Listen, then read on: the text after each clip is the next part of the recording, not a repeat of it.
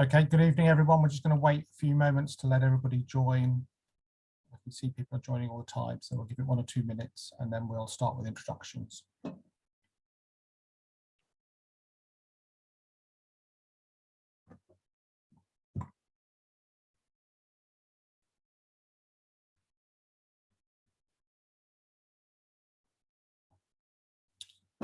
Excellent.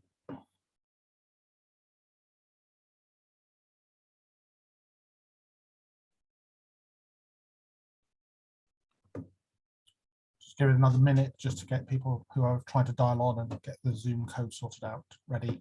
And then I think we'll make a start with the introductions in a moment. But thanks for joining promptly.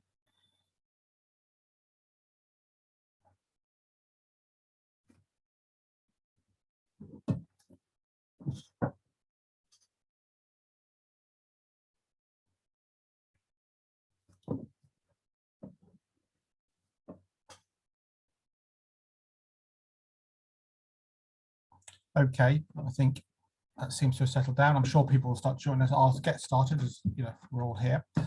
So good evening, I'm David Charlesworth. I'm the chair tonight. I'm the comms manager here at GCP, looking after the Eastern projects. This is the GCP Eastern Community Forum. We'll be covering 3 topics tonight. We'll be covering the Making Connections consultation, which is currently live, and I'll be joined by my colleague Isabel Wade, who will be able to run through the presentation on that. We'll then take questions on that. We'll then move on to the Newmarket Road improvements, which we're currently consulting on, and I'm joined by my colleague Joe Baker, who will then do a presentation on that and will then take questions. And then there'll be a short update on the Greenways project, which are on the east of Cambridge, and Joe will then do a presentation on that and we'll take questions. I'm also joined by Andy Redhead, who is from our Transport Consultants WSP, who is working on the Eastern project. We also has Isabel Larcher, who's going to be joining us, who's going to be managing the slides, and Alistair, who's our tech support. So thank you very much for joining. This is on a Zoom webinar format. It is being recorded. Please remember that normal rules of behaviour apply, and everyone's reminded that inappropriate conduct or disruptive behaviour will result in you being excluded from the event. When we come to the question session, there's 2 ways that we can ask a question. You can either put a question in the chat, or you can raise your hand and we'll come and unmute you, and we'll ask your questions. Once we get to the question section, because there's quite a lot of detail on all of the presentations, we're going to run through them in a sort of structured way, looking at various topics in order. We'll try and cover everyone's questions tonight. I am very keen that we finish on time at 8 o'clock. If there are things that we miss out, it's not because we're trying to avoid things. I will just try and summarise similar points so you have a question and everyone gets to ask a question and we cover all topics. But if not, at the end and you've got something you're concerned about or we don't feel covered, please email us and we'll address that. Just remind you, we're all quite used to this after 18 months of this, but everyone's dialing in from home. There may be a few technical glitches and stuff like that, but I think a bit of patience, we can all have a good presentation and a good discussion about the various topics. We really want to hear from you and what you think about these things as part of this consultation and update. But on that basis, Isabel L, would you like to launch the consultation? And I'll hand over to my colleague Isabel Wade, who is the Assistant Director for Sustainability and Inclusive Growth here at GCP. She's going to talk about our Making Connections. Isabel. Cool, great. Thank you very much, David, and hi everyone. So I'm going to talk through our Making Connections consultation. Those of you who kind of follow our board meetings may kind of know this project as City Access, but in terms of the consultation, we're going for Making Connections. So if I could just have the next slide.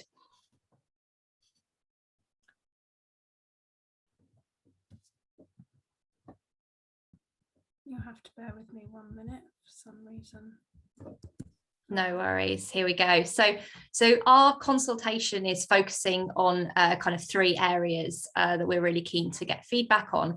So the first one is some proposals for transforming the bus network. So really kind of providing a step change in public transport to offer people a competitive alternative to driving. The second element is around creating space for improvements to cycling and walking, as well as enhancing our public spaces. And then the third element is around how we fund these improvements and create that space, including exploring a potential charge on vehicles driving or parking charges. Next slide, please. So I think lots of you will be familiar with some of the kind of challenges that we're facing in this area over the coming years, things like high levels of kind of traffic and congestion. And I know that the city has experienced kind of lower traffic levels during COVID, but certainly the experience of the last few months is that those traffic levels are returning, and in particular parts of the city already it feels like things are back to normal. We've got high levels of air pollution, particularly in the city centre, and high levels of carbon emissions from transport.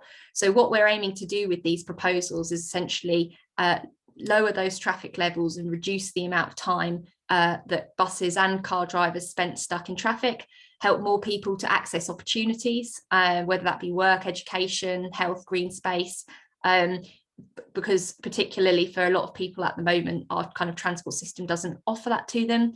We're hoping to kind of improve air quality, to reduce carbon emissions, and to generally support healthier lives through better kind of walking and cycling infrastructure, better air quality, and by creating more spaces in the city for people to enjoy as well. So next slide.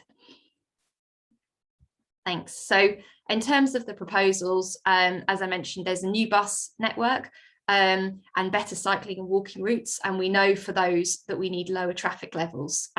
We also need funding, which is why the third element is a sustainable transport charge. And then the fourth element, which is that if we did have lower traffic levels, we'd have more opportunities to do more with our spaces as well. So next slide. So just talking through what we're planning for the bus network first, and kind of some of the questions that we're keen to get your views on. So this really is a step change in terms of bus provision in the area. So we're looking at moving most market towns and the larger villages to 6 bus services to Cambridge an hour, to introducing more direct connections to places like the biomedical campus and the hospital, the science park, and express services that would cut up to 30 minutes off a journey. For rural areas that maybe have 1 bus a day or 1 bus a week, we're looking at moving to an hourly service. And within the city, I think in most areas there'd be a minimum kind of 10-minute frequency. Many places would have kind of a 5 minutes or less frequency as well. We're also looking at lower fares. So at the moment, I know there's quite a lot of comments we've heard about kind of the bus being relatively expensive, particularly if you're traveling in a group or you're traveling from outside the city, looking at ways that we can make bus travel more affordable for people as well. Next slide. So this just gives you a bit of a sense of the bus network. It's quite a detailed diagram, so we will break it down a little bit in a minute, but essentially there would be many more routes across the whole area, plugging into those places I mentioned before, like the hospital and the science park, not just the city centre, and also having kind of more rural routes that would run more regularly and kind of pick people up and connect them to local high streets, but also to kind of local onward connections into the city as well. Network would run from kind of 5 AM to midnight every day. So a kind of a big extension of the hours in which public transport was available. Next slide, please. So within the city, just some of the benefits that we expect.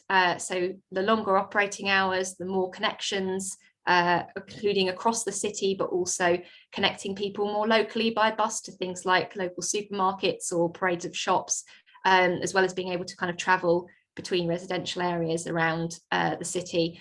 We're also aiming that people would be closer to bus stops, so being within a short walk of a bus stop and a short walk of one with fast services, as well as one with more local services as well.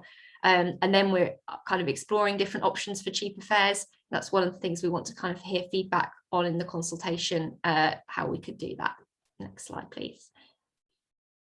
So more widely across the network, I think I've covered most of this, but longer operating hours, more express services, more services in rural areas and lower fares. And I think there are some kind of smaller villages where it's quite difficult to sustain a bus service if there's only a small number of people you know who could use that. So wanting to make sure that those villages still have opportunities to plug into the wider network, whether that be through a kind of onward connection or some sort of demand responsive transport, or kind of by using a travel hub as well. Next slide. So just as this is the GCP East Community Forum, I'm just going to talk in a little bit more detail about the bus network looking out east from the city. So this essentially means there would be kind of more connections through to Addenbrooke's, through to the Science Park. There'd be a mixture of express and stopping services, offering faster journeys, but also making sure that villages still had connections. We're also looking at hourly rural services, covering a lot of the villages to the east of Cambridge as well. Next slide, please. So that kind of level of improvement of bus network in terms of all of the new routes, much longer operating hours, much higher frequencies, as well as looking at cheaper fares, we estimate that that would cost around £40 million a year to run. And I think that the experience of somewhere like London, that does have a much more comprehensive bus network and does have lower fares, is that you're always going to need some local authority subsidy to keep that bus service cheap and kind of keep the coverage high. So what we're looking at essentially is through our work is how can we make that public transport, cycling and walking, more attractive, more reliable, more and quicker. And what we've kind of shown is that we need two things. So first of all, we need to cut congestion and free up road space so we can run more services and they can run reliably and don't get stuck in traffic, and that you have a kind of safer and nicer walking and cycling environment. But secondly, we need to raise that £40 million so we can make that investment in that alternative provision for people as well. Next slide. So there are three broad options that we're looking at in terms of creating space and creating revenue to reinvest in transport, and we're really keen to hear people's views on these. So the first two options on, if I'm looking at the slide on the left-hand side, pollution charge and a flexible charge. So these are both kind of variations of a charge in which cars would be charged to drive within an area. So a pollution charge, that charge would be based on the emissions of a vehicle, whereas under a flexible charge, that might be based on the kind of time of day or the day of week in which the car was driving in the area. It'd be a daily charge, and we kind of got quite a few questions in the consultation asking about some of the design of that. So in terms of parking charges, which is kind of the other option, if we wanted to kind of raise money and create space through this, we'd be looking at applying higher parking charges, but also something called a workplace parking levy, which is when organisations are charged a yearly fee for the car parking spaces that they have at workplaces, and organisations can choose whether they pass that on to their staff, they absorb the cost, or they reduce their parking so that they don't have to pay as much, or they don't have to pay, and that's up to them how they do that. So the consultation is asking kind of questions about the hours that these could work, about kind of the trade-off between the area that would be covered by these versus the price of the charge, and also the impact of a charge on kind of people and ways in which people might need support as well. So next slide, please.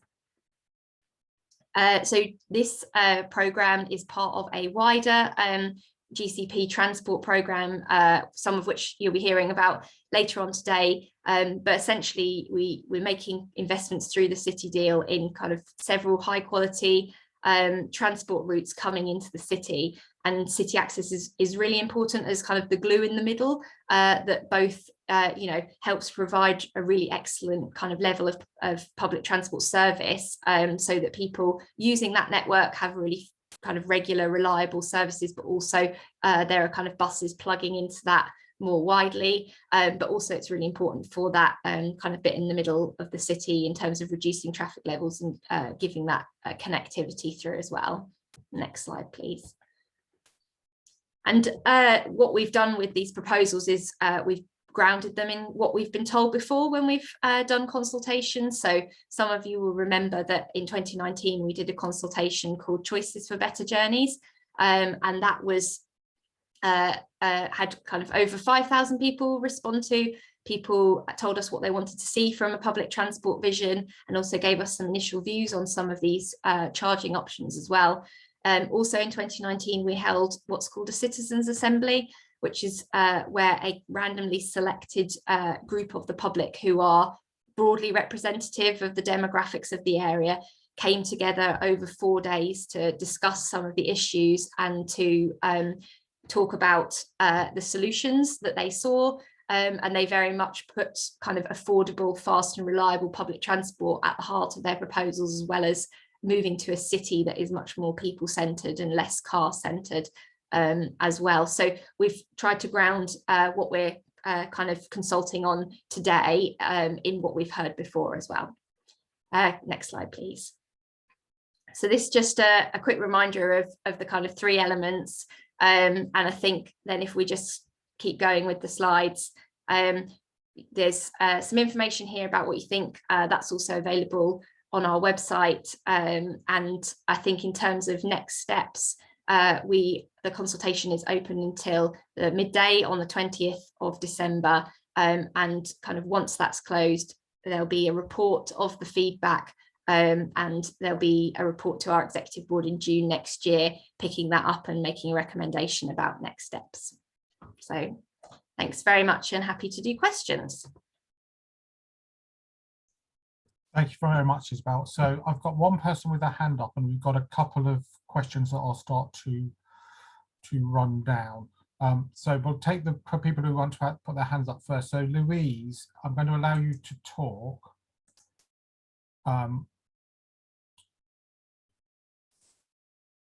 Should be able to ask your, all right, why is it not doing that?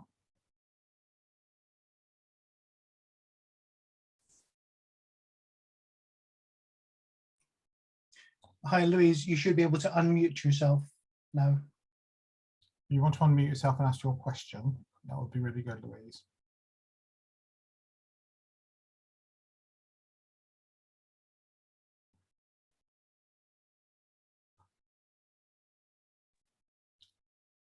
If you say something now, we should be able to hear you, Louise. Hi. Hi, yes, great. Can you still hear me? Yeah. Yes.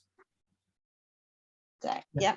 Yes, Cam, please go ahead with your question. Yeah, it just a bit basically my question is that I have put it in the chat, but I don't feel that people in Cambridge who live here should have a less charge if they I don't agree with any charging zone really, but if it has to be a charging zone, then I think it should be on who travels in rather than who actually lives here. And I don't think that it should be put on any of our council tax or anything like that because it's extortionate at the moment. So I just feel that you need to really look at how it's not just about a charging zone, it's about people and what they can afford and why they travel in to Cambridge, because we are the only city that has everything in the middle, rather than even a Cambridge United football ground is right in the middle of in Newmarket Road, and McDonald's and everything else. And I work at Tesco's. We've got the biggest car park, but it's owned by the city council. So do you know what I mean? So it's not our car park, it's not Tesco's car park, it's City Council's car park. Okay, so, that's fine. So I think, Isabel, the question there is a balance between people who live in Cambridge paying and people who live outside Cambridge paying. Yeah. Yes, please. Yeah. So yeah, thank you. So I think that's something that we would want to hear views on as part of the consultation. So it's useful to get your thoughts there. I think what we've kind of seen when we've done the technical work is that around 50% of the cars driving around Cambridge are Cambridge residents kind of moving within the city. I think the other thing is that we'd need to think about, if we're going to improve public transport, walking and cycling in Cambridge, is it fair that it's the people outside of Cambridge who are paying for that, or should it be a mixture of the two? So I think there are kind of some questions there and things to think about. There's no decisions been made. That's why we're doing a consultation. But yeah, it's helpful to get thoughts. Okay, thanks very much. Okay, move to the next question. Anthony Mitchell, I'm going to allow you to talk. So you need to press your unmute button and you can. So you speak now, Anthony, we should be able to hear you. Yes, can you hear me? Yes, you're very faint, but carry on. I'll try and move closer to the microphone. That would be very helpful. Thank you. Yes, I'm here in an informal capacity. I'm a parish councillor for Bar Hill. I know it's the wrong area, but your meeting for that area is unfortunately on a day where I'm going to be in the meeting. And I also happen to be an NHS governor as well. My concerns are twofold. Firstly, for residents, obviously being a village outside of the city, there are concerns about congestion charging because at the moment the connectivity simply doesn't exist to allow people to travel in and out for work schedules. I understand that the 6 buses an hour would certainly alleviate that, but it has to be services that are not just in the middle of the day and finish at 5 or 6 o'clock, but services that continue throughout the evening and into the night in order for people to genuinely want to give up their cars. And this isn't just me. I'm sure Girton is going to have similar problems, Oakington as well. And of course, the villages on the east side will have the same issues that we will experience here. The second thing is, in my NHS governor hat on, my concerns is early morning services. Trying to get patients to appointments early morning can be incredibly difficult. Obviously, many of these patients can't drive because perhaps they're having surgery that day or they're disabled. And the connectivity there at the moment simply isn't designed to get people not just to places like Addenbrooke, which is quite well served, but for example, the Brookfield site or any of the other NHS sites, the old Papworth one, for example, they can all be very difficult to get connectivity to. And it needs to be connectivity that is available not just in the middle of the day between 9 a.m. and 5 p.m., but really late into the evening. That's fine. Okay, Isabel, would you like to answer the question about the services outside the core hours, really? Yeah, absolutely. So I think we see that as a key problem with the bus network at the moment, that it does have very limited services outside core hours, particularly for kind of areas off the main network. So what we are proposing is that this would be there would be many more bus services, and they would run from kind of from 5 a.m. till midnight. So covering much more of the day, essentially, to try and pick up some of those journeys. So hopefully that kind of helps in terms of the proposals. The other thing I would say in terms of any charge, one of the key principles of the work is that if there were to be any charge, we would invest in the public transport improvements first. So we would offer people an alternative before there was any charge on driving. Okay, thanks very much, Isabel. Thank you, Anthony.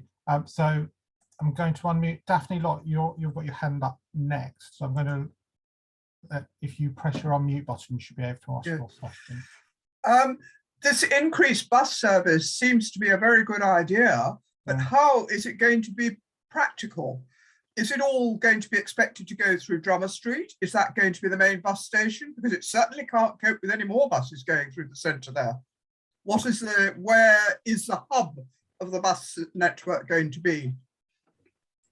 Okay, thank you, Daphne. Isabel. Cool. Thank you. So I think you're right. It's many more buses, but I think there's kind of two things that I would say about that. So the first one is that many of these buses kind of would serve different parts of the city in different places locally. So I think over the last kind of 20 years, the bus network has stayed largely the same in Cambridge, but actually the growth of the city has been quite different. Got many more jobs at some of the kind of fringe locations, many more services there as well. So many of these buses won't need to go into the city centre because they'll be helping people to make journeys that kind of don't go to the city centre, that go elsewhere. Second thing I'd say is that absolutely recognise kind of the limitations and the pressures that kind of the Drummer Street arrangement has at the moment. So one of the things that we are looking at is alongside expanding the bus network, actually what would be the options for kind of better bus routing to serve the city centre. So we haven't got detailed plans on on that yet. That would be kind of part of what we would come back with next summer if they're kind of following this consultation, there is appetite kind of to go forward with the bus improvements on this scale. Okay, thank you very much, Isabel. Thank you, Daphne, for your question. Right, I don't see anyone else's hand up at the moment, so I'm going to start reading out the chat questions. If you've just made a statement of fact or just given an opinion, we will capture that in the thing, but I'm not going to just read out people's opinion. I'm going to focus on the questions. So the first question here is from Francis, which is, how can the proposed bus services work with the current privatised model and no local authority control? Cool, thank you. Really good question. So I think that there's kind of a couple of things on this. So under the current model, if we wanted to increase bus services in this way, we could kind of let contracts for additional services, and we could do that on a basis that kind of incentivized them to become commercially sustainable over time. I think that that's probably a slightly less than ideal scenario, but it is a possible scenario. The other option for us would be that at the moment, the combined authority for Cambridgeshire and Peterborough has stated its intention to consider franchising of the bus services, which would mean that they would set the routes, the timetables, the fares, kind of everything in a similar way to the way Transport for London does for the buses there. If that went ahead, then obviously we would kind of be going forward using that model, and that would we'd be kind of expanding the bus network on that basis. They are due to take a decision on whether to proceed with franchising next year. So we'll at that point be able to kind of work out how we deliver the bus services depending on that decision. Okay, thank you, Isabel. So moving on to the next question from Hin Tak. Have you thought about removing some of the reasons that people drive along Newmarket Road, for example, such as the McDonald's, Tesco's and the retail parks, B&Q and the like? So about pushing out some of the sort of out-of-town stuff to an out-of-town location, really. Yeah, I think and I will let Joe comment on the specifics of this if he wants to, but I think that in general, if a business has permission to be somewhere, it's quite difficult for us to say you have to relocate. But I think there's kind of more widely, there is something in transport terms as well, that actually if we provide really good public transport connectivity to these places, to really good walking cycling connectivity to these places, that might help to reduce the number of car trips going to them. Whereas if we move them out of town, that actually makes it more difficult for us to serve them with walking and cycling and bus facilities. So there's a bit of a balance there. I don't know if Joe, you wanted to say anything about the Newmarket Road specifics of that question. Yeah, I'll leave the McDonald's debate. I'm sure it will be coming later on in the Eastern access discussion, but more generally, so 30 years ago, some people will remember that all the retail was being moved out of town. If you didn't have a car, it was impossible to get there, and everybody drove all the time to retail, and it was recognized that was really unhelpful. So government policy changed sometime around probably about 1992 maybe, to put retail back towards the city centre. That does have some issues, and the problem at the moment is people are still driving there, and really what we want to do is encourage people to and make it easier and safer to walk, cycle and use public transport. And I'll be coming on to that when we talk about the Newmarket Road as to how we can make what is currently a really difficult journey hopefully easier and safer. Thanks, Joe. Thank you, Isabel. Let's move on to the next question. There's a question here from Frances. She's just wanting to understand how is the GCP working with the Cambridge and Peterborough Combined Authority? How are you making sure our proposals and their proposals are together? Because she comments that she feels there's been divergence in the past. Yeah, thank you. So I think I think it's probably hard to disagree that there's been some divergence in the past. I would say that things are very different now. There's always been a good working relationship between officers at the GCP and at the Combined Authority, and that's really strong. We also have much kind of stronger political alignment as well. So the mayor of the combined authority has a seat on our board and comes to our meetings, and the 3 authorities who are partners in the Greater Cambridge Partnership are also members of the combined authority board.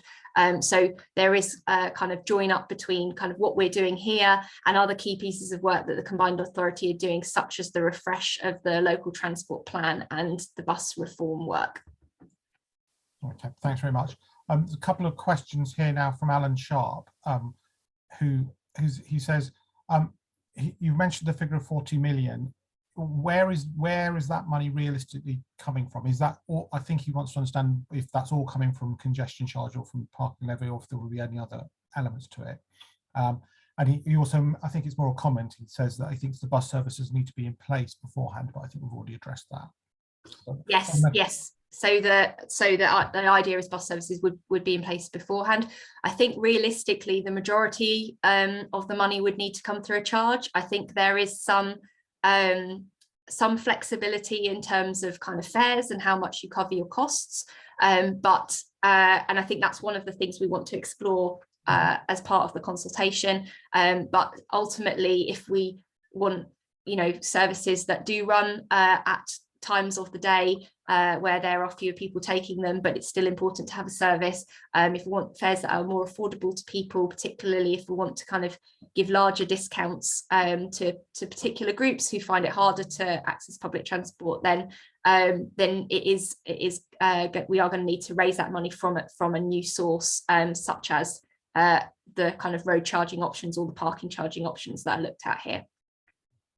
And some of these options have been used in other cities, haven't they, Isabel? Like the parking levy is something that Nottingham has used. Yes. So we've got some models in other cities of how much revenue you could get from this. Yes. So Nottingham have got a workplace parking levy that they used to raise money to invest in transport in their area. Places like Birmingham have introduced a clean air zone, which is effectively a type of pollution-based charge. And they've used that to again invest in bus services as well as walking and cycling improvements in their area as well. So there is kind of other places that are looking at doing this too. Okay, thanks. Alan's actually put his hand up, so I'm going to allow him to talk. So obviously we maybe haven't got to the bottom of his question. Alan, you should be able to speak now. Thank you, David. I mean, I've asked a few questions before, David, Joe, and yourself. I'm a district councillor for East Cambs, but I'm also a county councillor which covers the Bottisham, Lode, Swaff and Bulbeck villages, and it's really coming back on what you were saying. And I mentioned this at the Highways and Transport a couple of weeks ago, that what Isabel's just said there fills me with great dread in terms of, and I sit on the Overview and Scrutiny Committee of the Combined Authority as well. I'm vice chairman of that. I'm just a bit concerned that you're saying now we've got a Labour mayor, we've got 3 GCP members who are either Labour or Lib Dem. This is not for this meeting probably, but I'm just concerned about the democratic side of that. But it goes back to also the capital cost as well. If we're going to get electric vehicles, and that's not a problem, by 2030, there's going to be a lot of investment needed. And also, as we know at the moment, with HGV drivers, presume we've got the same problem with PSV drivers in terms of recruitment. I'm all in favour of a lot of it, and I said on a previous webinar that until we give people the alternative, we're never going to get them out of their cars, and it's giving them the alternative, I think, first. And I'm just concerned about the actual financing of it, to be quite honest. Okay, thanks, Alan. Did you want to pick up on any of those points, Isabel? Yeah, thank you. I think I won't kind of go into the politics in this meeting. I think we did have the arrangement previously with the previous mayor to sit on our board as well. So I hope that we kind of have more of a join up generally. What I would just say in terms of the finances is certainly there's quite a lot of this is a transformational kind of idea for the bus network, and completely agree in terms of electric vehicles. What the city deal gives us the opportunity to do is to kind of use some of our funding to provide the alternative before any charge was introduced. So that does mean that kind of some of those capital costs could be funded through City Deal financing upfront, meaning that people do have that alternative before any charge was introduced. Okay, thanks, Isabel. I'm going to move on now. We've got a few more questions, and so the question here from Damien is will there be any competition between the bus operators? As everyone knows, Stagecoach has an almost monopoly of Cambridge at the moment. So I think you would understand if there's competition introduced into this process. Yeah, so I think, if we have a much bigger bus network, that obviously opens up the opportunity for more competition. I think, with under either of the scenarios I spoke about earlier, either with us kind of letting commercial contracts or under a franchising system, if we had a bigger bus network, one of the objectives would also be to have more kind of competition in the network as well. So that's something that we'd like to see as part of this. Thanks, Isabel. So a question here from Louise. She says the money that's made from car parking charges in the city goes on other services, which are not 100% true is true, but which is what would happen if those services, how would they be funded if this money is diverted into paying for buses? But I think the plan is that we are looking to raise extra revenue to cover these. Is that correct? Yes. So certainly the idea is not to take away from kind of money that's currently being spent on other things. What we think everyone recognises the financial pressures that local government is under, and this is about a new revenue source to support that transformation of our public transport system, so we can kind of meet some of the kind of climate challenges and growth challenges of the area. Yeah. Just one person's just saying why have we kept the screen sharing like this? It's just in case we've had a previous experience of this, is that people want to refer back to the maps, so it's easier to go back to the maps while we're talking rather than taking the screen up and down again, which is I think so. That's why we're keeping with this format, and we're about to go into another presentation. Okay, there are a few statements in here which we will capture and make sure we record, but there's nothing else. Any questions? So I'm just going to give you an opportunity to either put your hand up or to type furiously if you have a question. And I'll try and do my best to be a sort of news presenter who fills by just saying, Isabel, what's the timing in terms of this timescale on the consultation? When does it run to? Yeah, so the consultation runs until 20th of December, till midday on 20th of December, and we'll take that feedback back to a meeting of the GCP Executive Board in June next year. Okay, well, thanks very much. Okay, someone's taken me up on my offer. So David Plank, I've just unmuted, so you should be able to speak. I'm from the Trumpington Residents Association, because I can't go to the South Area Forum meeting. I just wanted to pick up the point that my association thinks it is really quite unfortunate that the consultation periods for 3 major consultations overlap in this period, because we have the Greater Cambridge Local Plan major consultation ending a week before this consultation ends. And we've also got the Combined Authorities consultation on the high-level vision and priorities for the to be refreshed local transport and connectivity plan. And a couple of weeks before the local plan one does. This for relatively small organisations like ours, and I'm sure for members of the public, creates a considerable problem, and I wonder what thought had been given to this pattern of dates, and whether there is any possibility of extending the consultation date for this consultation, which we regard in Trumpington as extremely important. Any possibility of it being extended into the new year so we can make a full contribution. Okay. My understanding is that it is good practice. We're a member of the Consultational Institute, which has some sort of guidelines about how you run consultations and stuff. And one of the things it says, you know, and it sets out is the timing of these things, which is it's not good practice to run them over Christmas. You need to try and avoid the Easter holidays, and summer you get less take up. So you are naturally forced into the window in the autumn or into the spring for our consultations. And I think where we are is as Isabel has indicated, is this was the first opportunity, given the political cycle of decisions that have been made beforehand, and also the political cycle of decisions that need to be made afterwards, that you end up with this sort of the process we've done. We've worked very hard to try and make the consultations as accessible as possible, in terms of online filling in questionnaires and stuff like that, and making sure that the suite of information across this consultation and the other consultations are easy and digestible and easy to understand.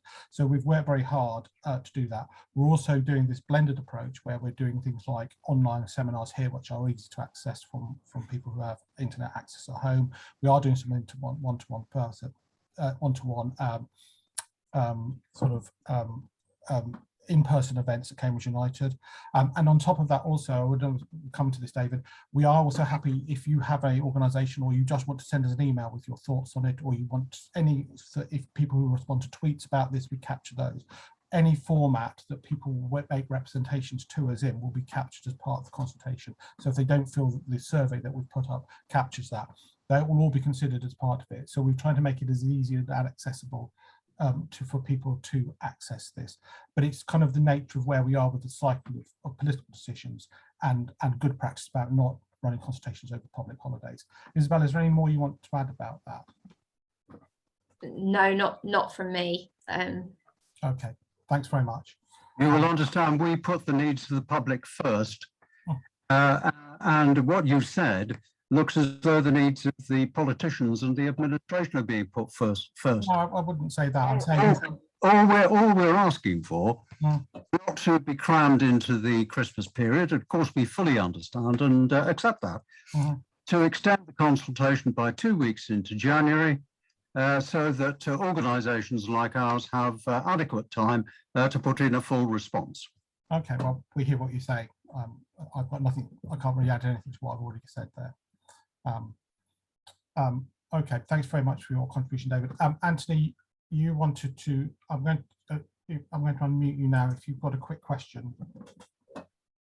Yes, just to go on from the previous gentleman's point, and this isn't a criticism of yourself, but our clerk only received the email for this consultation on the 9th. As a parish councillor, I can't respond formally as a parish councillor because I am unable to get the parish council's go ahead to do so, or for matter the NHS's, because of the very short time constraint. This isn't my question, but I just thought I'd mention that it's not very well done a couple of days before the first meeting. To get onto my questions, which I've written down, the first one is in regards to bus stops, in particular ones on Newmarket Road, because this is what you've been focusing on. At the moment, the Grafton Centre Park and Ride, which is the park and ride that goes to Newmarket Road, comes in from the Grafton Centre bus station, but goes back out via Napier Street. Another example is along the way on Newmarket Road. You can get off near the Travel Lodge with the park and ride, but you can't return the other, when you cross the road, you only get on number 3. The problem is if you're a tourist or you're unfamiliar with the buses and you're trying to encourage people to do it, you end up with people standing there for hours waiting for buses that they don't know don't pick up at those stops, particularly at the Grafton Centre. I've seen them standing there and I've had to walk over and tell them there's no bus here. You have to walk through the Grafton Centre, walk all the way past the post office to the end of the street to tell them where to get, because there's very little information to explain that these buses are not running from there. And it's illogical to think that you can cross the street to get there. Okay. The second thing is very quickly, competition at the moment. If we're moving to a franchise model, at the moment, if you're a county council and you're trying to run a service, if it has a 10% overlap with the commercial service, it can't run. So to give you an example, it's impossible for them to run a service from Cambridge to St Ives because the City 5 runs for most of it. So what they have to do is run it from Bar Hill onward, which is the route I suggested to the former county council Linda Hartford, and she put it through. The problem is that because there are different tickets at the moment, it's incredibly expensive to actually take that journey because of the different bus companies. If their franchising model doesn't come in, it will mean that even if you do have this hub and spoke model and connections, the cost is going to be prohibitively expensive. Okay. Isabel, I think the question there about how would we improve ticketing and is information and bus stop information, is that that's quite a granular thing, but is it maybe? Yeah, absolutely. So I think as I kind of said, one of the things that we want to look at through this consultation is cheaper fares. And I think that in particular, there are a lot of concerns around the current fare structure and kind of, paying twice if you have to change or use different operator on the way in and the way out, or, lots of other similar kind of things. We would like to simplify that system. We're doing some work with the Combined Authority through their bus service improvement plan that they are putting together on how that can be done. And I think the idea would very much be that you would pay once for your journey, and it would be kind of lower and cheaper than it is at the moment. That's very much the aim. And then just in terms of kind of information, absolutely, I think again the Combined Authority are looking at how to improve bus stop information on as part of their bus service improvement plan project, but more generally, kind of very aware that people access information in very different ways now, including kind of through apps and things, and we want to make that really simple for people, so they can put in their A to B and see kind of where they need to walk to get the right bus. So yes, very much kind of part of a package. Okay, thank you very much, Isabel. I don't see anyone's hand up now, and also a few more people have made points, but I think they're not questions. So I think on that point, we're going to move on to the next presentation, which is Joe. You're going to talk about the Newmarket Road improvements. Thank you, David. Yes. So I will now talk about the Cambridge Eastern Access project. Some of you will have had some involvement in it previously. We are specifically focusing today on the Newmarket Road improvements, which is a part of that project. I'll explain how that sits within the wider context as we move forward. So next slide, please.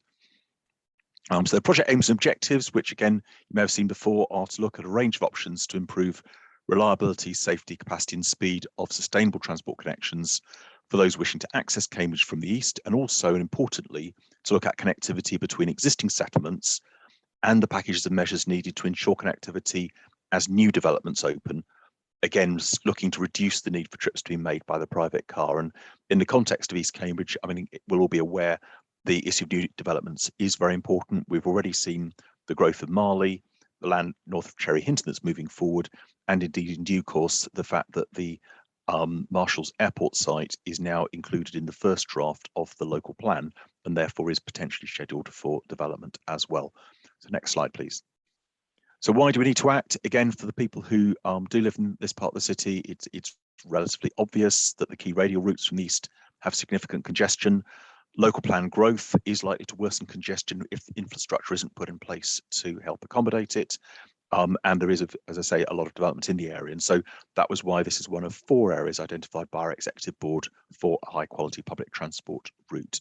Next slide, please. So location, again, has been seen before, but very in broad terms, extending down from the A14 to the Cambridge Newmarket railway line and out from the city centre to the Quay interchange, broadly the area that we are looking at for improvements. Clearly that affects people from a wider part of the surrounding area, and that's why over the last year or so our consultations have extended beyond that core area. So next slide, please. So in terms of where we're at so far, we undertook a public consultation on a range of options in 2020, and that led to the production of a strategic outline business case, which was reviewed by our board in July of this year. That identified 3 separate areas of work.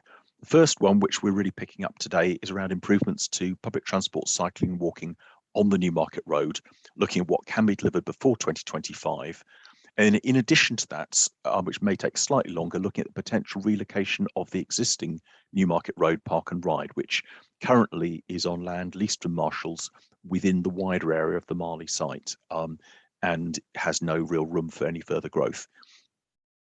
We've also looked at longer term improvements which could be delivered after 2025, and those would be for a high quality public transport route, potentially linking the park and ride to the city. And then finally, the upgrade of the Cambridge Newmarket railway line, which is important. It's a valuable asset in the area, but it's something that we need to do working with colleagues in Network Rail and East West Rail in particular. And yes, we're now undertaking a second round of consultation this autumn that's really looking at that first round of improvements. Next slide, please. So this consultation runs from 8th of November to midday on the 22nd of December, and we note the concerns that have been raised. That does still give a good month and a half for responses. I think it's also important to add that whilst we undertake consultations during fixed times, as an organisation, if we receive emails, letters, calls from the public or organisations such as parish councils, we will always take those on board, whether or not we are in a formal consultation period. So, rest assured, if you send something through later, it may not go part of the formal consultation, but it will be taken on board. We will deal with that and give you a response. And particularly with parish councils, we often go and meet with parish councils, residents associations directly to seek their views, and we're always happy to do that, whether or not in a consultation period. So this looks at the range of options being considered to improve Newmarket Road for those using active travel and public transport. We're talking about the initial ideas, the relocation of the park and ride. The park and rides I'll come on to is in the Greenbelt, so that will need further assessment and a more complex planning process before any decisions are taken. But we wanted to get some initial thoughts from the public and key stakeholders before we proceeded further. And then the results will be taken back to our executive board in 2022. So I'm just trying to kill something that's appeared on my screen. To decide on the next steps on the preferred options. Next slide, please. So the areas that we'll cover today, 4 areas of particular interest. Newmarket Road, as I mentioned, and then based on the outcomes of the previous consultation, a particular focus on the Elizabeth Way and Barnawal Road roundabouts, both of which have been flagged up by many stakeholders as particular problems in terms of the poor urban townscape and the difficulties in terms of safe negotiation, particularly by pedestrians and cyclists. We'll also look at the relocation of the park and ride. So I'll run through those plans now. If you have the next one, please. In terms of Newmarket Road, and there's quite a lot on this plan, so not perhaps so easy to see on a screen. We have, if you go to our website, a consultation brochure which can be downloaded, which will give you bigger versions of those maps. And if people are struggling to see that or have problems downloading, if you let us know, we can provide hard copies of brochures as well. The principles of the 3 options we've got for Newmarket Road, the main priority is to ensure good, safe walking and cycling along the road, so that for all 3 options will be a continuous, good quality walking and cycling facility from Airport Way through to Elizabeth Way. If you go to the next slide, please. There are some short sections of bus lane already, and option N2 additionally looks at where else we can provide inbound bus lanes. So those obviously would be a particular benefit in the morning peak hour. It's important to say, and again, most people will be aware, we can't provide continuous bus lanes both ways along the Newmarket Road. In particular, the section from the Leper Chapel to Barnawal Road is simply too narrow with residential properties on both sides of the road. We can fit in and will fit in good walking and cycling facilities, but the bus lanes will never be continuous with the space that we've got available. If we go to option N3, N3 also has some additional sections of outbound bus lane as well as the inbound bus lanes. But again, as you can see from the blue lines on the map, the red lines are the continuous walking and cycling routes. The blue lines, those sections where we can fit bus lanes, they are by no means continuous, and that really is as much as can be fitted reasonably on the Newmarket Road. So it certainly doesn't resolve all the problems. It has some benefits, and that's really why we concluded that there's also a need to look in the longer term at an alternative high quality public transport route in, because whatever we do at Newmarket Road, buses will have to mix in with general traffic for quite a lot of the journey, and therefore the journey times will be impeded by cars. If we go to the next slide, please.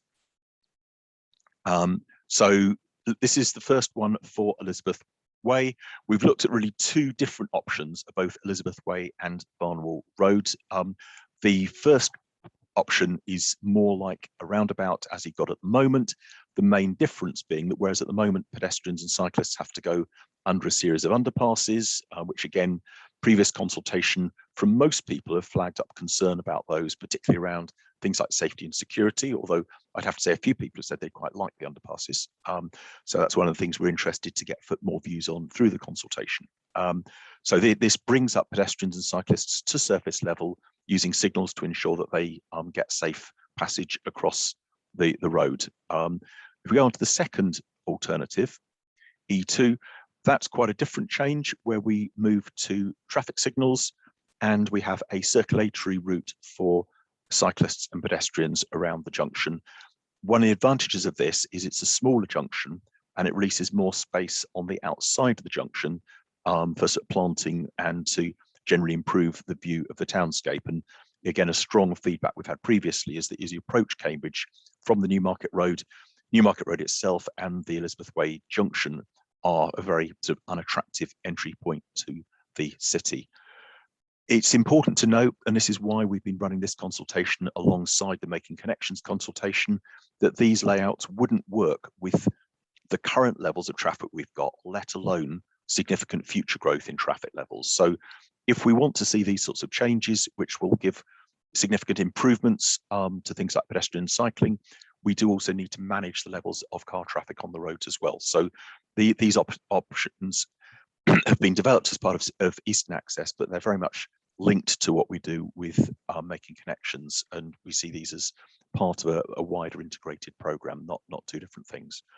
If we go on to the next slide, Barnawal Road, again, very similar. The first option is more of a roundabout similar to what we've got at the moment, however, with the pedestrian and cycle facilities improved, but mainly priority controlled. So you would get some improvements in terms of having crossing facilities, but we are aware of the concerns, particularly on Wadlows Road related to the impact of traffic queuing to get in and out of McDonald's, that may or may not suffice. And if we go to B2, we have another of these signal control junctions with a completely segregated cycle and pedestrian route around the edge of the junction. If anybody's interested and hasn't seen, there is an example of these now on the Histon Road, and they're now called Cyclops Junctions, which is the latest type of junction layout that has been sort of recommended by government, and a few are already operating in the Manchester area as well. So we'll be looking carefully to see how Histon Road operates, and those who haven't may be curious to, particularly cyclists, to go and have a look for themselves. But again, the general principle applies that we're making a smaller junction. There's more space to actually improve the urban streetscape, but also importantly, you get the signal control on each arm to ensure that they're much, much safer for pedestrians and cyclists. If we go on to the next slide, please, we'll look at the park and ride. These plans are less detailed than the others. We are still at a very early stage on the park and ride. As we explained in previous consultation, we're looking at the area above the 10-metre contour line, which is out of the fen itself. We've looked at a couple of different options, which I'll run through quickly. The first two, including this one, look at park and ride sites to the west of that area, so in between Airport Way and Newmarket Road. We want to be east of Airport Way to give buses the opportunity to go down Airport Way to destinations such as the CBC, rather than having to go through the city centre. And we want to be to the west of the Quay interchange, so the buses don't have to go back and forth through the Quay interchange on their route. So that is sort of limits of how far we see the options for the park and ride going. And we've shown one particular possible access option. So in this instance, coming in off the High Ditch Road with the buses going out onto the roundabout. If we go to the next slide, please.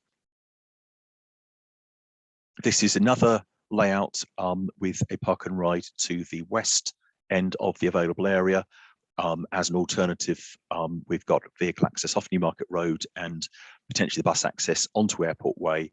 Potentially that could then go through Airport Way onto Marshalls or up the roundabout and onto Newmarket Road again. So a couple of options. We've got a third one, P3, which I'll also show you with a park and ride to the east. I think it's fair to say we've already started the process of looking at some of the environmental issues around the site. And as we were already aware, that does give us a site that is closer to the site of special scientific interest on the fen.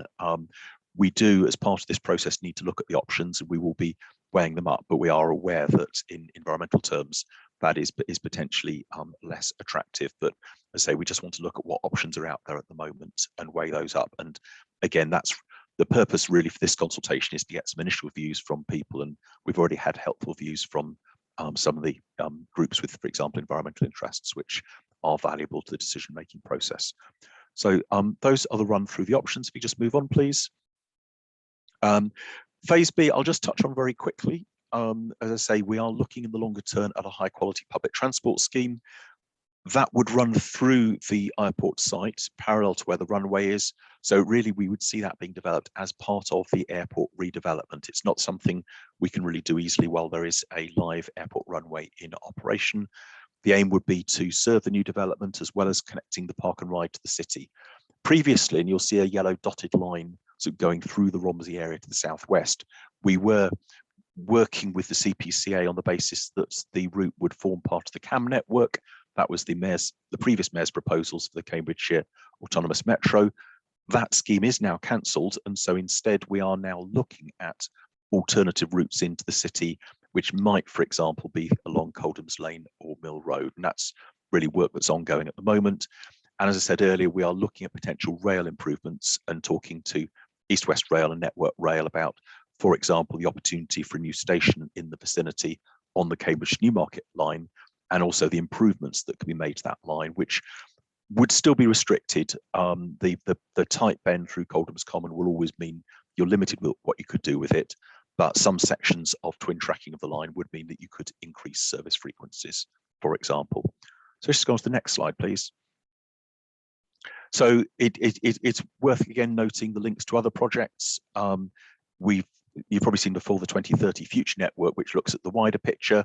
This project does link to city access, or making connections as it's dubbed, to the Greenways projects. And after we've finished questions answer on this, we'll just touch onto the Greenways programme as well. Obviously the Chisholm Trail, which runs directly past the Newmarket Road already, and in due course East West Rail, at the moment focused on the Bedford to Cambridge section, with aspirations to move east of Cambridge in due course.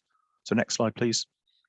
And just to reiterate, in terms of next steps, consultation closes midday 22nd December, consultation report and recommendations to be submitted on to our executive board in 2022. And then just the final, so just finally, in terms of other event dates, we've done one face-to-face event already at Cambridge United. We've got a second one on the 1st of December, which anyone who's interested is very welcome to come along to. We're aware that not everybody is comfortable with face-to-face events, and actually a lot of people have always found them less convenient for various reasons. We previously did some online events, and we found that they were sort of very successful and actually very helpful, and often did enable people who maybe wouldn't have come along or contributed to face-to-face events to engage. So Abbey people have very kindly organised an event for us, and we are very happy if other community or residents groups in the area also want a similar online event. We will try and accommodate that. In addition, on the 7th of December, we will run a final webinar on the scheme. There won't be new material over and above what you've seen tonight, but if you are talking to people, colleagues, fellow parish council members who want to know more about the Cambridge Eastern Access project specifically, that will be a final chance, which still gives people a couple of weeks to respond before the consultation closes. So if just move on, please. Thank you very much, and happy to take questions through the chair on this. Okay, thank you very much, Joe. Now, I realise there was a lot of detail in there. I think what we found it best is that we want to chop the questions up and stuff into sections, and we look at the sort of N1 to N3 questions around the bus lanes and the cycle lanes across the whole of Newmarket Road. We take some questions there. Then we do some questions about the Elizabeth Way roundabout proposals. Then we do Barnawal, and then we do Park and Ride. So I'm going to try and do it in that order. So I've got some questions here from Robert Sparks about the Newmarket Road, and I'll read those out to you, Joe. First of all, he said, are there any proposals for improving the Newmarket Road, Coldham's Lane, River Lane junctions, which is currently very unfriendly for pedestrians and cyclists? So I think it's are there any plans for the junctions in between Barnwell and Elizabeth Way roundabout? Yeah, so we will need to look at all the junctions and indeed crossing points across the Newmarket Road as well.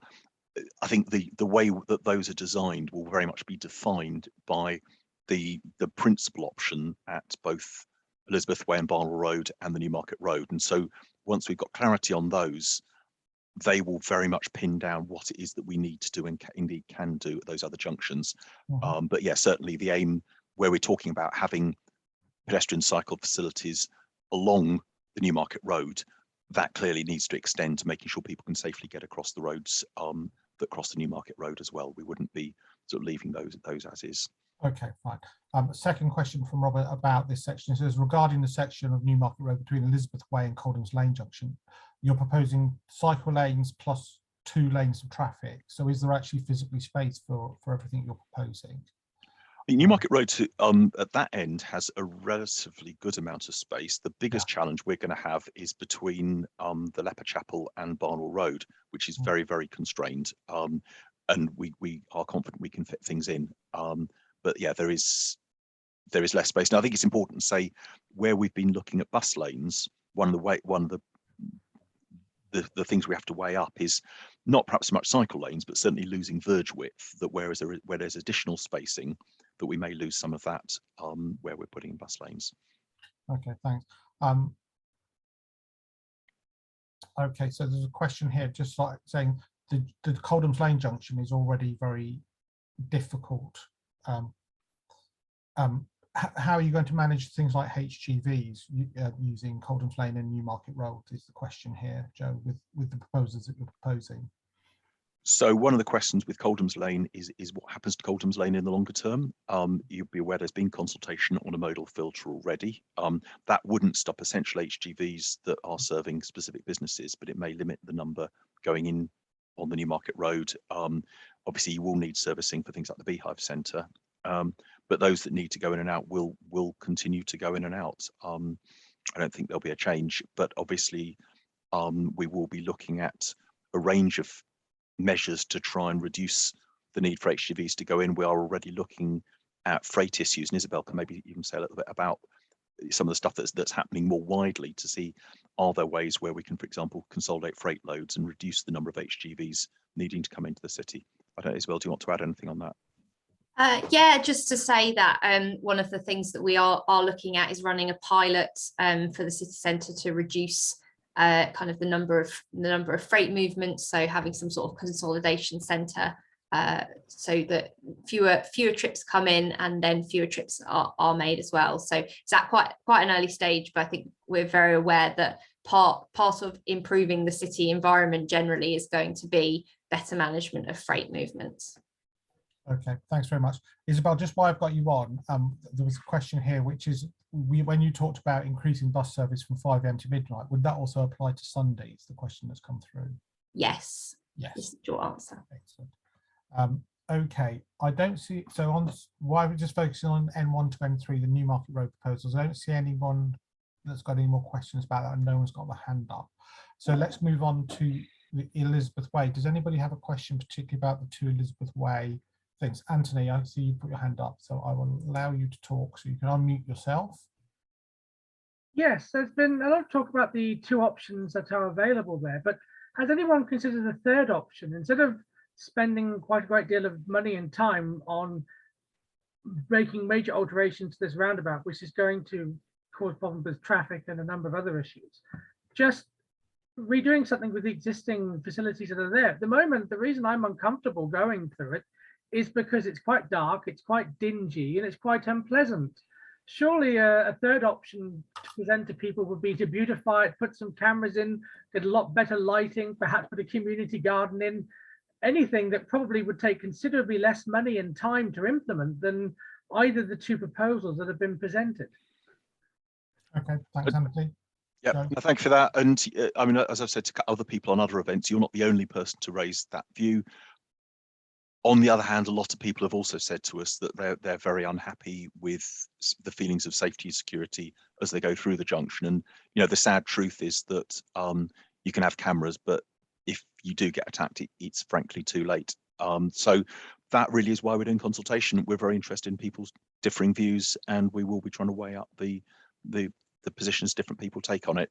Certainly when we did previous consultation, it was raised by lots of people as an area of concern, and that's why we've really prioritised it. But yeah, you and some others have come up with that comment, so we'll see where it gets us to.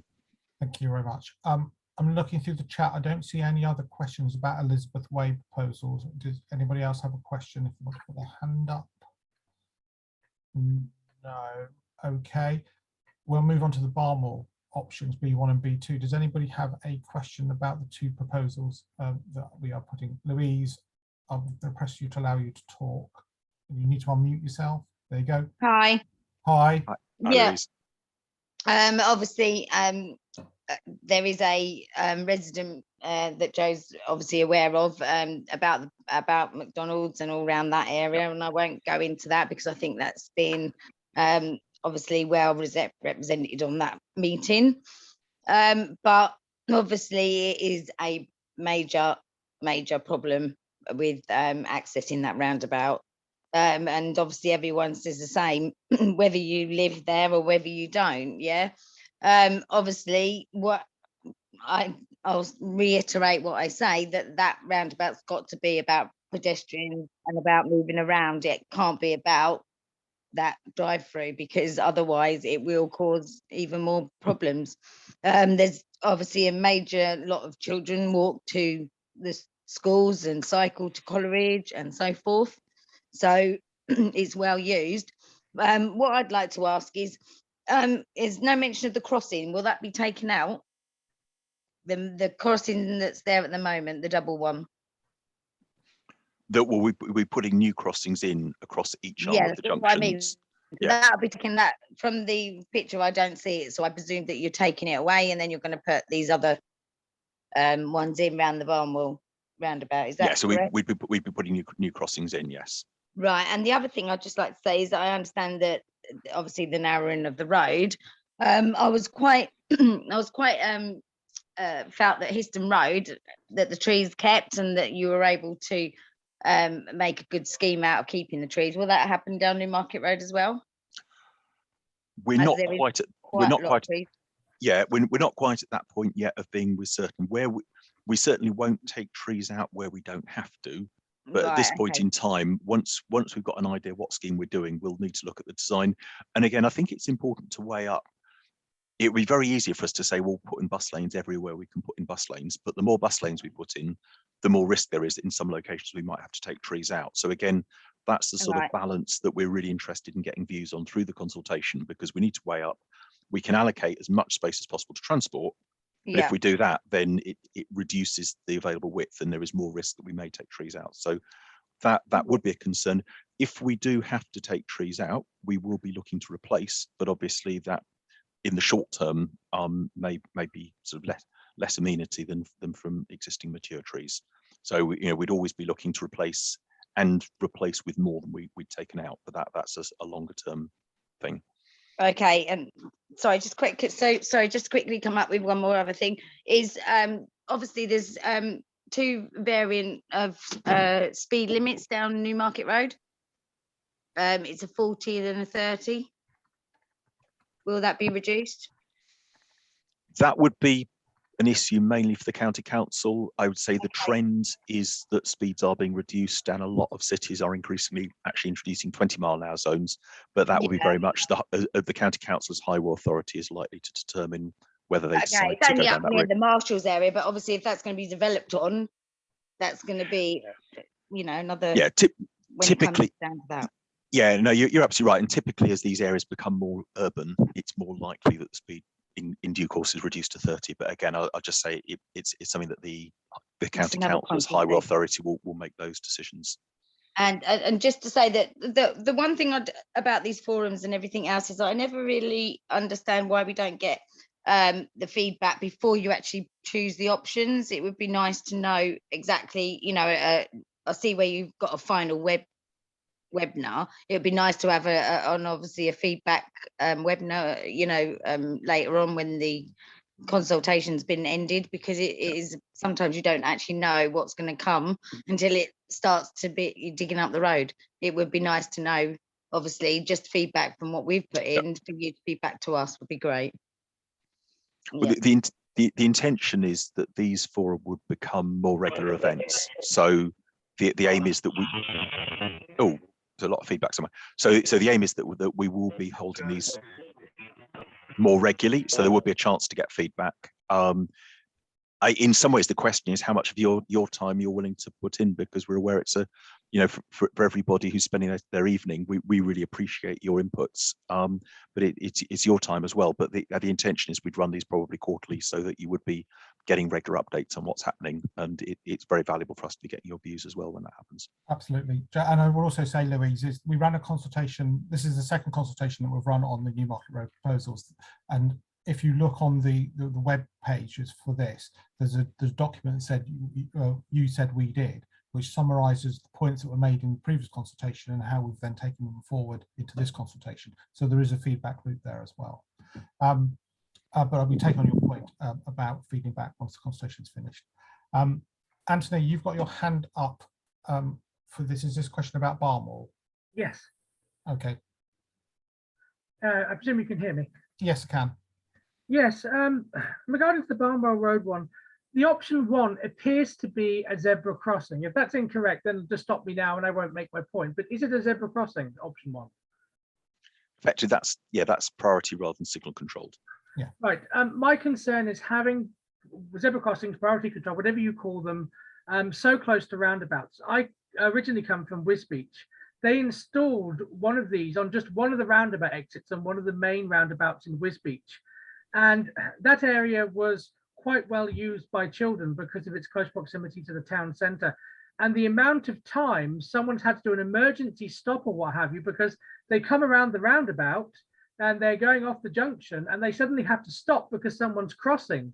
Unlike with lights where you have an anticipatory space where you have an amber and what have you, and you can prepare for it. Sometimes kids will just walk out, or people won't pay attention, or they'll be blocked by another car in front of you, you don't see it. I'm concerned very much over the dangers of this, particularly with the fish and chip shop there, McDonald's, Papa John's. I think having that there could be potentially very dangerous. All right. Yeah, I mean, anything we do will be subject to a road safety audit.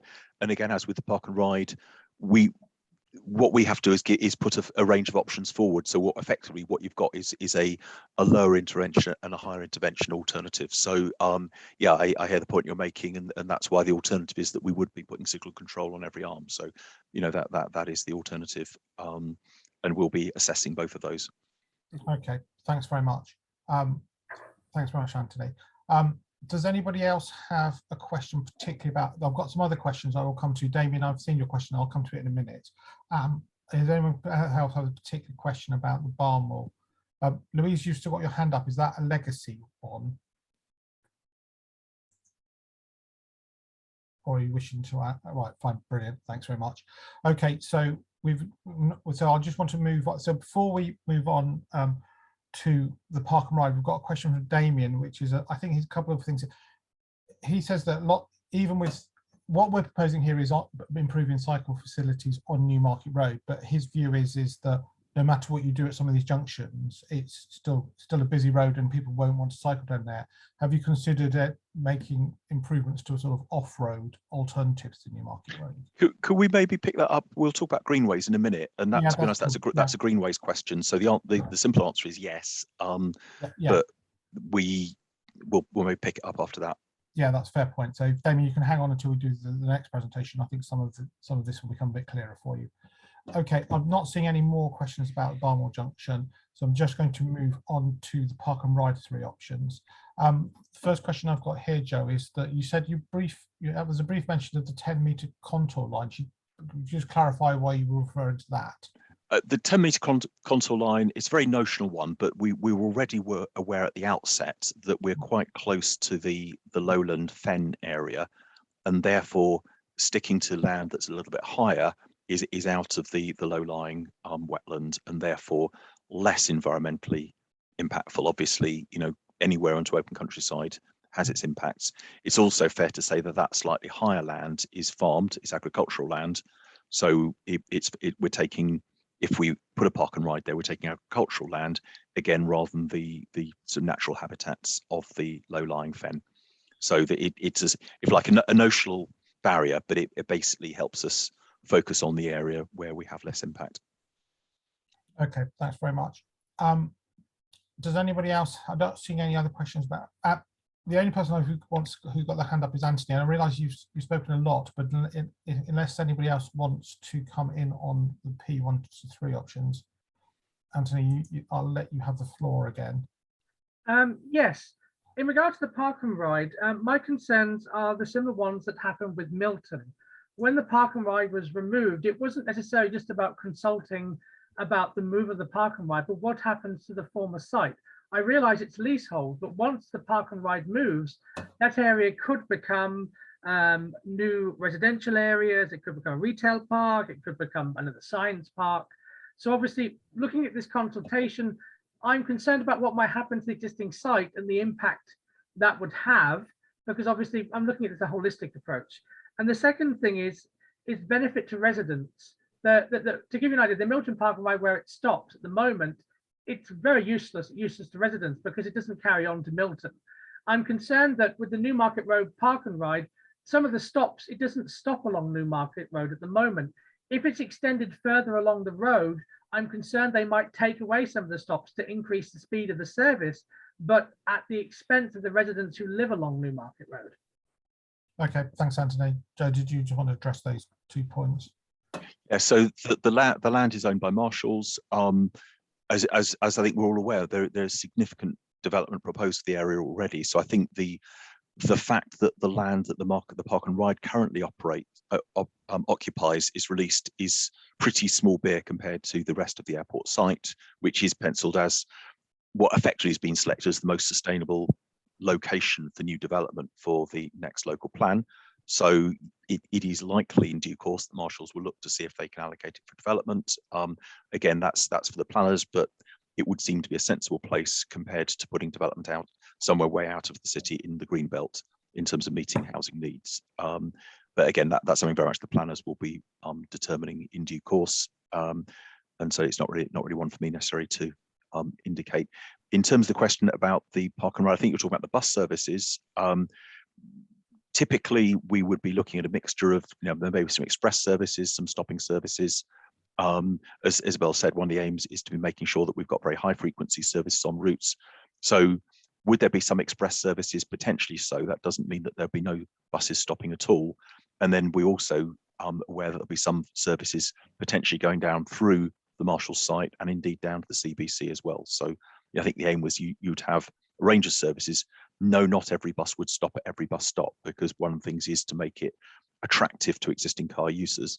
But that doesn't mean that you shouldn't also be getting a good bus service down the Newmarket Road. And again, when we started looking at this project, one of the things we were aware of is Newmarket Road will remain important. It will remain a route that still needs good bus services. So the fact we'll put an alternative route through the Marshalls site doesn't mean we don't still want buses on Newmarket Road, because there's so much activity there, both in terms of residents, shops, everything else. Okay, thanks, Joe. Thanks, Anthony. So I don't see any more questions on the park and ride, either in the written or anything like that. So I think on that point, we just bear in mind we've still got the presentation of the Greenways to go. Joe, when does the consultation run to? It's the 22nd on this one, isn't it? Yes.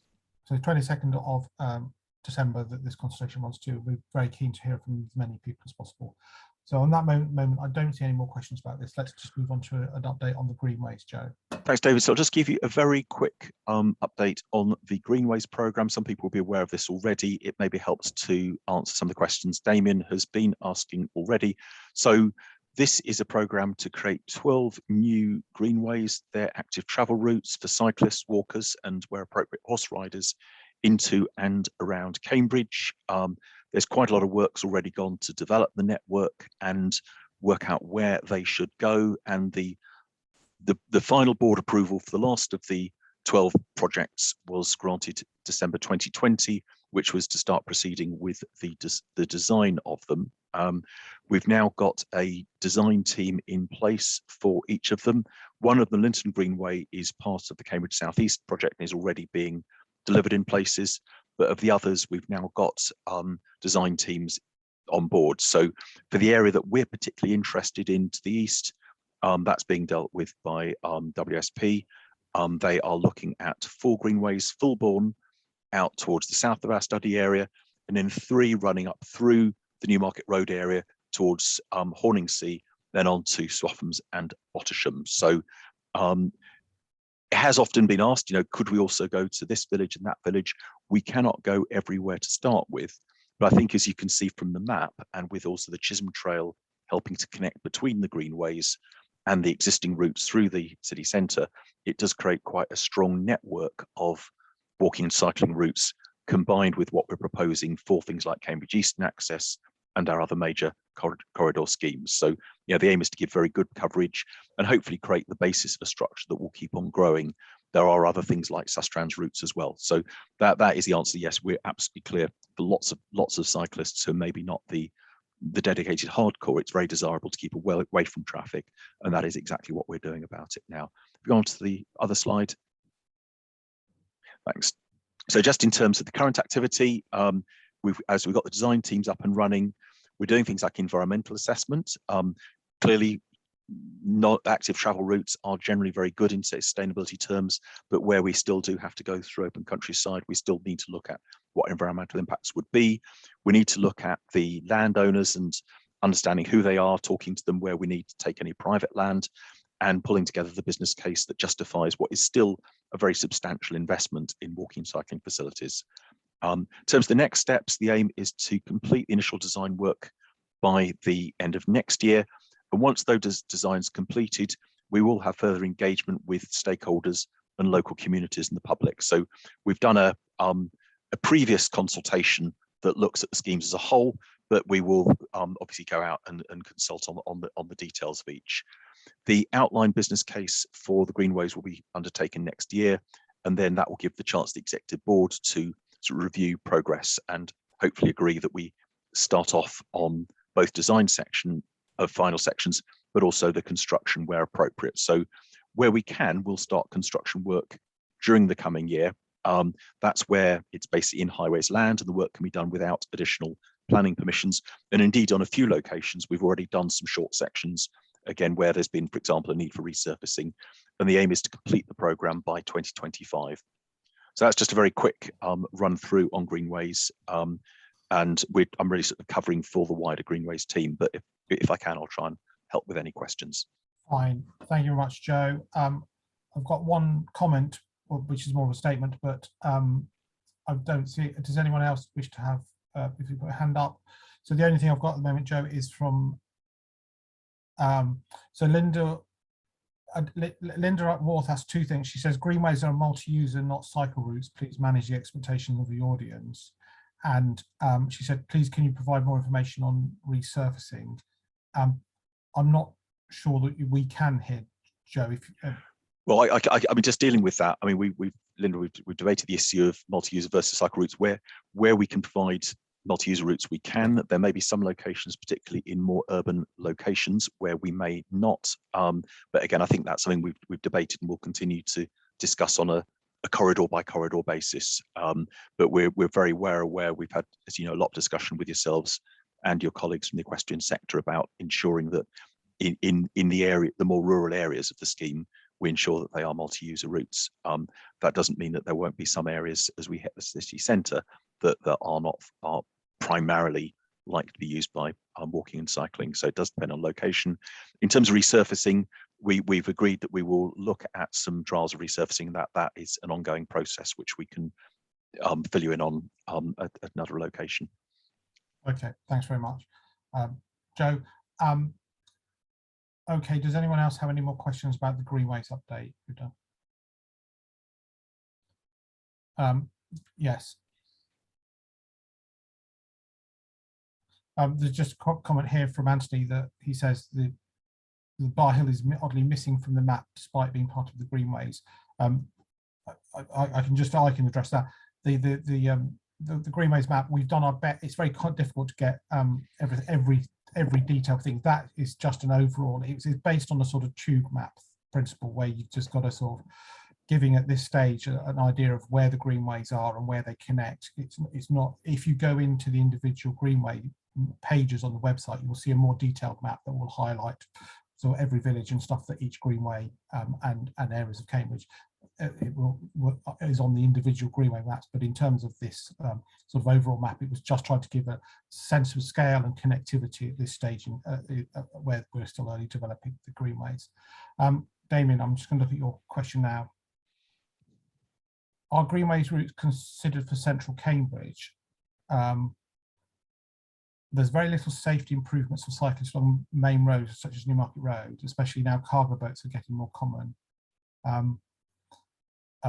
I think the point is here, Joe, isn't it, is that the greenways are focused around the connectivity between the sort of necklace villages into Cambridge, where they'll plug into other cycling networks. Yeah, I think the greenways, and this, I mean, to be honest, Damien, this picks up your previous question. The greenways are routes that are away from the main roads where possible. Not always. Some cases we don't have any choice. But the principle is trying to have sort of fully segregated routes. Also improvements along routes. I say we've talked about Newmarket Road this evening, so absolutely that's what we've just been talking about is Newmarket Road. But in other locations, we will also be looking to improve cycling facilities more generally, and that links in with a number of the schemes we've got. But also importantly, back to the making connections discussion we had previously, that by reducing traffic levels in the city, we make it a city that is easier to get about in terms of walking and cycling, as well as public transport, just by actually having less traffic in the area.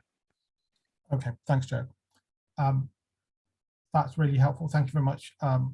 So I don't see any more questions. No one else has their hand up. So I think we're going to draw the meeting to a close. Thank you very much to Isabel and Joe for the presentations. And thank you very much for your contributions. Isabel, is there another slide which has the contact details on? No, there isn't. Okay. We will. Oh. Yeah, there we go. So if there is a question that you feel that we've not addressed, or something occurs to you after we've all gone offline, please email us on this email address, or you can phone us on these. We're active on Twitter and Facebook and Instagram. The hashtag is the same, the @redcams. Please post questions about either of any of the projects we've put through tonight. As we said, the consultation is both running all the way through to just before Christmas. Please take time to fill in the survey. If you don't wish to survey and you just want to drop us an email, you just want to comment via these messages, or you just want, anyway, anything you say will be taken into consideration as part of the feedback that we take it. So I think on that point, we will say thank you very much for your time tonight, and thanks again to the presenters, and I hope you'll have a good evening. Thank you very much. The meeting is now closed.